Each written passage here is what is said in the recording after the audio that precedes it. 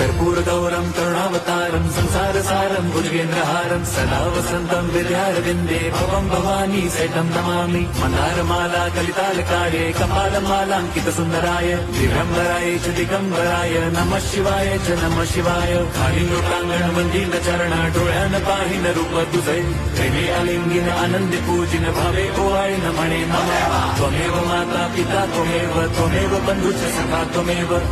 विद्या द्रवणं त्वमेव